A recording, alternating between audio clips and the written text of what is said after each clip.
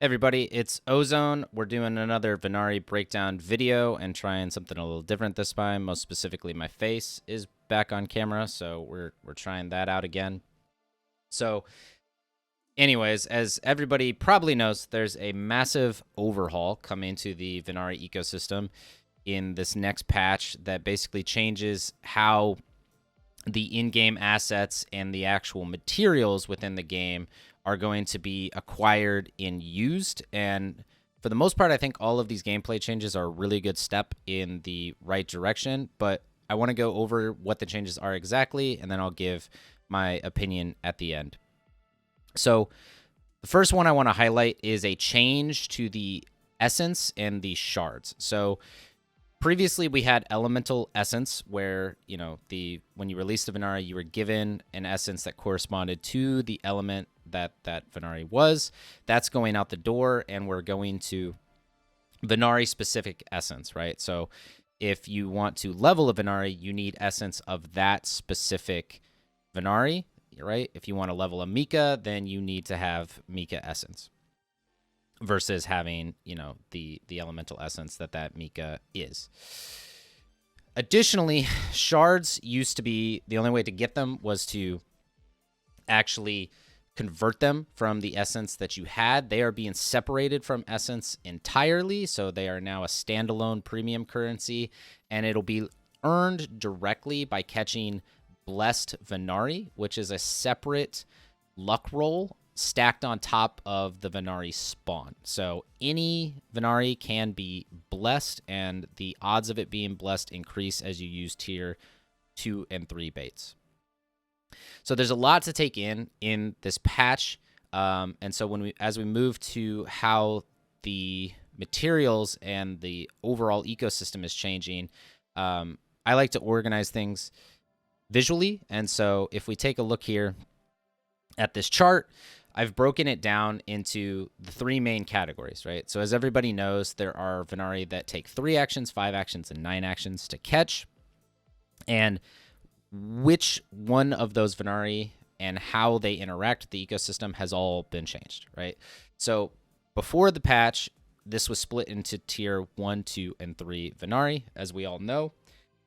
And moving forward, those tiers are also just going out the door, just like the elemental essence. So rather, we're now going to have base element Venari, hybrid element Venari, and outfitted Venari, right?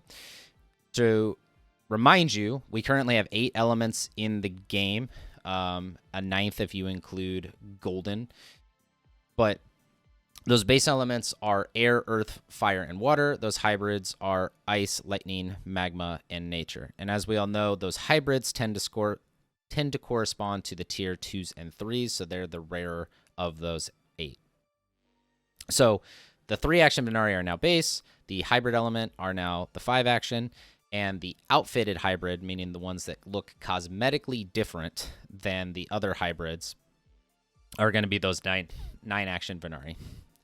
So additionally, in terms of rarity, one of the things that used to be the big pivot point of T3s was that they are highly limited. So only 20 of these could be caught weekly. Their supply was drastically smaller. The T2s was only 125 weekly, and the tier 1s were completely unlimited, right? Everything will be unlimited now, right? So the base elements, the hybrid elements, and the outfits, all unlimited, but they're still maintaining that rarity. It will be harder to come across the outfitted hybrids, a little easier for the outfitted base and the hybrid elements, and then the most common will still be those base elements.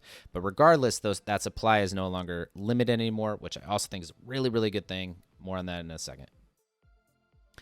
In terms of the overall anticipated strength of these Venari, right? Because we don't have the PvP or the raid content yet, so this was only speculation, but the developers had told us that this is basically how it was going to work, is that the tier 3 were guaranteed to be the best. They were just superior. And in terms of their stat spreads, the tier 2 were a little worse than tier 3 and somewhere in the middle. And then the tier 1s were basically going to be bad and probably unusable. They were kind of just fodder to level everything else. Now it's going to be balanced across the board, right? So the only thing the strength of your Venari depends on is going to be the role of its constellation and the size, and then the constellation brightness, as I believe it's going to be called, which is that also just random luck within the constellation for the stat line. So basically everything has an equal chance of being strong, and the elemental affinity is probably going to have some sort of, counter system, right? Where water beats fire and fire beats nature and so on and so forth, whatever that might be. As far as the baits go, those are relatively untouched. Previously, the 3-action Venari would show up on anything. The 5-action Venari would show up on tier 2s or 3s, and the 9 actions would only show up on tier 3s. That's basically being maintained. The tiers of the baits are staying, at least for now. So next we have, how do you actually obtain that essence, which is the essence on release. So in the alpha, you got 1 for tier 1 Venari. In the beta, we now get 0, and that was the elemental essence. That's moving to the Venari-based essence, but we haven't been told the exact numbers that we're going to get on release yet. The tier 2s used to be 10, and the tier 3s used to be 300. So again, a lot of that emphasis was on those really scarce resources that was the tier 3 Venari. Cores, which are used to unlock key levels within the leveling curve. Again, previously, tier 1s, you would get none. You would have a luck roll to maybe get 1 or only 0.1 for tier 2s, and then you would get 1 to 4 for tier 3s. So again, all of that resource just put onto the tier 3s, and you would have to let them go in order to acquire these cores. And we haven't been told, what we're going to be getting as far as the cores go in the future. And then the next thing being shards. Now that they're separated from the essence, we're actually going to get them on the catch of the Venari. And again, whether a Venari is blessed is going to be a separate role from everything else.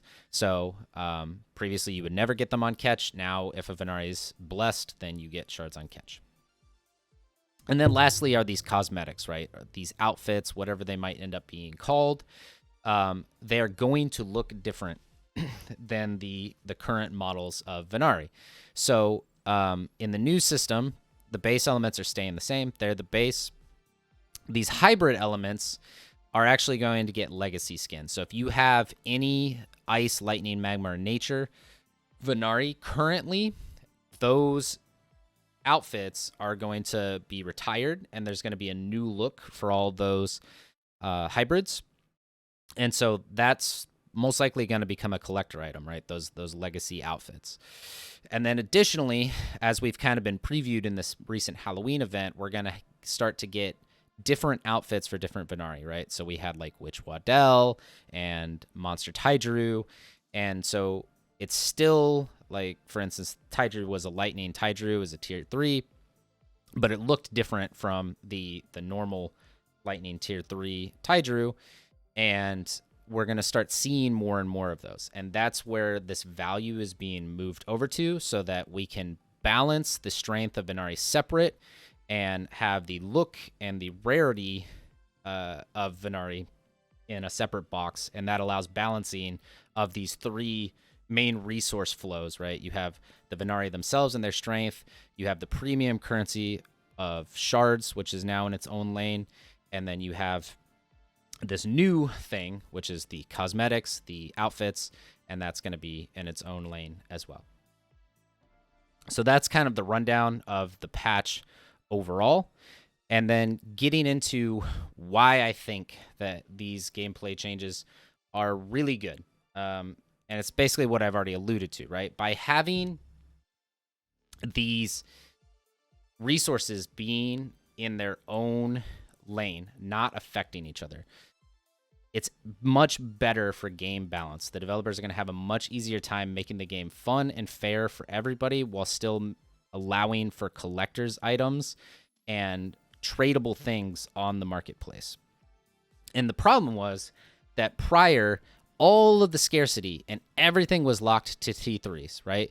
They were the rarest thing. They were the strongest thing. They had the most essence. They had the most cores. And you had to release them to get the half of these things, right? So you were torn between, like, do I keep this and try to trade it in terms of, like, it's rare at all, or do I want to maybe sell it on the marketplace just because it's really strong, or do I want to release it so that I can actually level my other Venari? There were too many things tied down to these for it to be a scarce asset. Whereas with a cosmetic, if a cosmetic's rare, it doesn't affect the rest of the game.